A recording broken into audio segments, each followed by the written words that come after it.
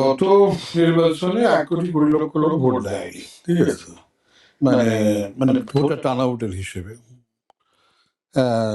তার মানে যে ইলেকশন কমিশন, ওনার যেটা যুক্তি আমি শুনলাম, ভালোই যুক্তি।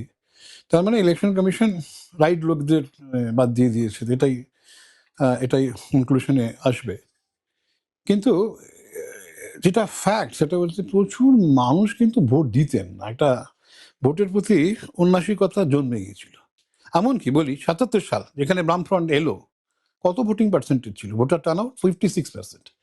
You can check, 56% voter turnout ছিল এই 1977 যে সময় বামফ্রন্টরা এসেছিল। মানে তারপরে বামফ্রন্ট ক্ষমতা এসেই যে জিনিসটাকে মানে অস্ত্র হিসেবে ব্যবহার করেছে, ভোটার টার্ন আউটটাকে বাড়িয়েছে।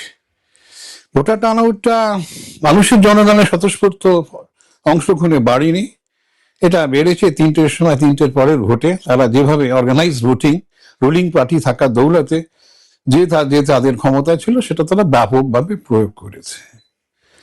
এবং আমার যেটা মনে পড়ছে 2011 সালে যখন ক্ষমতা এলো, তখন কিন্তু ভালো পার্সেন্টেজ ছিল, 80+, আমার এক্স্যাক্টলি মনে নেই, চেক করতে হবে, 82 বা 85% ছিল।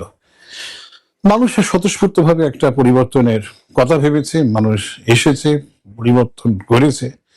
কিন্তু দেখা গেল পরবর্তী জায়গায় তো কিন্তু সেই ভোটের পার্সেন্টেজ বেশ ভালো অঙ্কে রয়ে গেছে, কিন্তু সত্যি ঘটনা যে একটা ব্যাপক সংখ্যক মানুষ ভোটও দেয়নি। এবং ভোটের অ্যানালিসিসে সঠিক বিশ্লেষণ করা একটু মুশকিল, কেননা আমার ভোটটা যদি অন্য কেউ দিয়ে দেয় তাহলে আমি জানবো কি করে? এটা তো জানার তো কোনোভাবেই কোনো উপায় কিছু সেভাবে নেই। তা ভোটার ভোট দিতে গিয়ে জানা যেত। আমি যদি ভোট দিতাম সবাই কাছে, যে আবার যদি সার্ভে করতো, সেটা একটা বিরাট সময় সাপেক্ষ প্রচেষ্টা। তার ফলে এখানে সব জায়গায় একটা আপনার অনুমান, আপনার যে একটা যে ধরনের ভাবনা চিন্তার মধ্যে আপনি রয়েছেন, সেটা এখানে আপনাকে প্রভাবিত করছে। তো আমি যেটা মনে করি, লাস্ট যে পার্সেন্টেজ আমাকে এক্ষুনি আমি দেখলাম 91.35%। 6:30 পর 6:30টার পরই হবে, কেন ইলেকশন কমিশন বলছে তো 91.035 এটা আমি কোনো রেকর্ডেড হিস্ট্রি নেই ওয়েস্টবেঙ্গলে এত সংখ্যক পার্সেন্টেজ ভোট পড়েছে, যদিও আজকে তামিলনাড়ুতে ভোট হয়েছে 82%-এর কাছাকাছি ভোট পড়েছে। It's a significant numbers. তাহলে এরা এরা এরা কারা? এরা কি খালি যারা বাদ পড়ে গিয়েছিল, যারা মানে যারা এতকাল ভোট দিত না? উদয়ন দার বক্তব্য যারা মৃত ভোটার বা শিফটেড ভোটার তারাই। কিন্তু আমার ধারণা একটা বিপুল জাগরণ শুরু হয়ে গেছে দুটো কারণে। একটা, এসআইআর প্রসেস বলে দিচ্ছে যে শুধু কার্ড থাকলেই হবে না, আমাকে ভোট দিতে হবে। এটা মানুষের মধ্যে কোনো একটা জায়গায় সচেতনভাবে মানুষের মনের মধ্যে ঢুকে গেছে যে আমি যদি ভোট না দিই তাহলে বোধহয় আমি শুধু নিজের কাছে অপরাধী হব না, সরকারের ভাবনা চিন্তা এবং কোনো ডকুমেন্টস হয়তো অপরাধী থেকে যাব। সব মানুষ জানে না কিভাবে ভোটিং প্রসেসটা হয়। তারপরে আমি জানি বহু মানুষ যার হয়তো প্রয়োজন নেই, টাকা পয়সা গ্যাটের পয়সা খরচা করে এসে ভোট টোট দিচ্ছে।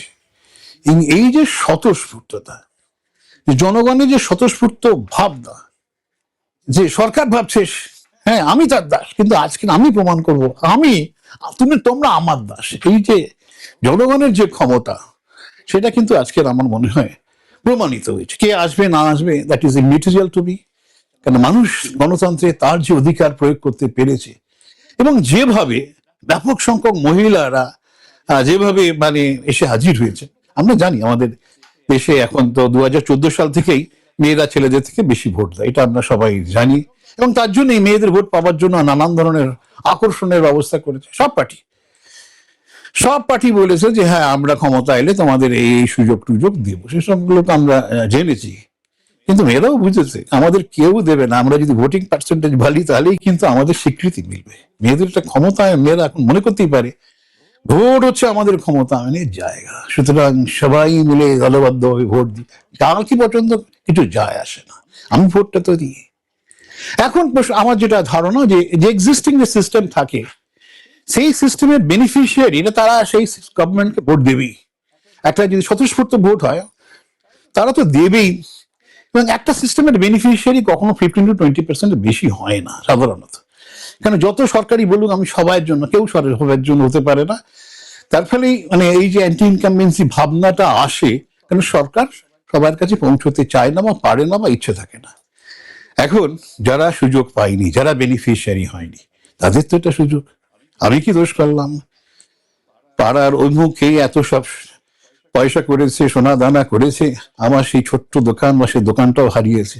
আমার তো, আমি তো আমার এই যে বোতাম টেপার যে অধিকার আছে তার মাধ্যম দিয়ে যারা এই সমস্ত ভ্রষ্টাচার করেছে, আমার ছেলের চাকরি খেয়েছে, তার বিরুদ্ধে আমি একটা নয় প্রতিবাদ জানাই, বা একটা পাল্টে দিই, একটা নতুন স্বপ্ন কি তারা কি করছে জানি না, দিদি দাদি, আবার যদি তারা কিছু গন্ডগোল করে আবার পাল্টাবো। পরিবর্তনটাই হচ্ছে রাজনীতিতে একটা সবচেয়ে বড় মানুষের ক্ষমতার জায়গা। আমি যদি একটা একটা সরকারকে বারবার রেখে দিই, তাহলে কিন্তু আমি দাস হয়ে যাই, আমি প্রভু থাকতে পারি না। মানুষের মধ্যে একটা কোথাও প্রভুত্বের নেশা জেগে গেছে যে আমি এই দাসদের খতম করব। সেই জন্যই আমার ধারণা একটা বড় সংখ্যক মানুষ ভোটে এসেছে।